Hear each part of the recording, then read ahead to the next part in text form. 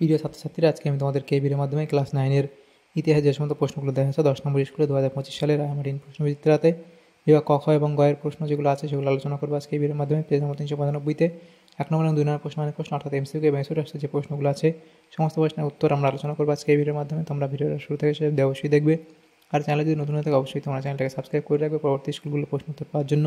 এবং এর আগের স্কুলগুলো প্রশ্ন উত্তর আমরা আলোচনা করে দিয়েছি, তোমরা প্লেলিস্ট থেকে পেয়ে যাবে, সেগুলো অবশ্যই সেখান থেকে দেখে নেবে। আর এই প্রশ্ন উত্তরের পিডিএফ তোমরা পরবর্তীতে আমাদের টেলিগ্রাম চ্যানেল থেকে পেয়ে যাবে, ডেসক্রিপশনে লিঙ্ক দেওয়া আছে টেলিগ্রাম চ্যানেলের, সেখান থেকে যুক্ত হতে পারবে। 10 নম্বর স্কুলে যে প্রশ্ন আছে দেখো, একের দাগের প্রশ্ন, সঠিক উত্তরটি নির্বাচন করো। একের দাগের একের প্রশ্ন, ফ্রান্সে প্রচলিত ভূমিকর হলো, ফ্রান্সে প্রচলিত ভূমিকর হলো কি? টেইলি, অপশান এ। এরপরে প্রশ্ন, কোনো বিপ্লবের বিরুদ্ধে কেউ বিপ্লব ঘটালে তার নাম হলো, এখানে কি তাহলে হবে কি? প্রতি বিপ্লব, অপশান সি। তারপরে আছে থার্মোডোরীয়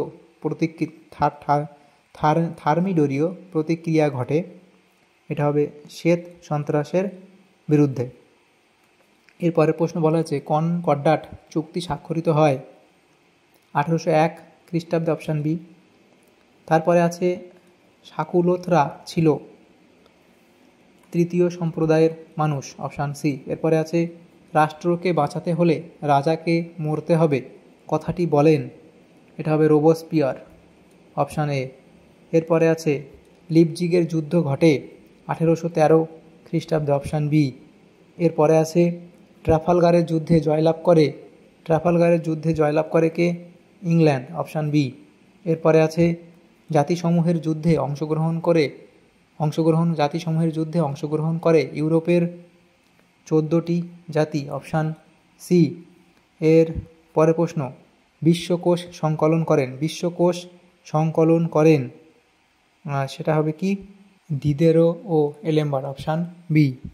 এরপরের যে প্রশ্নগুলো এখানে আছে দেখো, সেটা বলা আছে 2-এর দাগে পূর্ণবাক্য উত্তর দাও। প্রথম প্রশ্ন, ফ্রান্সে মেটায়ার কাদের বলা হতো? লিখবে দরিদ্র ভাগ চাষিদের বলা হতো, দরিদ্র ভাগ চাষিদের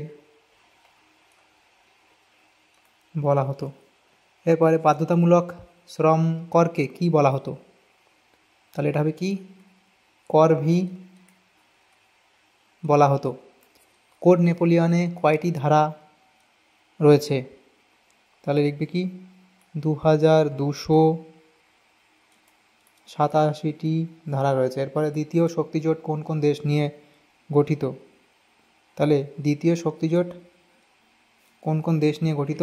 সোভিয়েত ইউনিয়ন ও তাদের মিত্র দেশগুলি নিয়ে, সোভিয়েত ইউনিয়ন ও তাদের মিত্র দেশগুলো নিয়ে গঠিত হয়।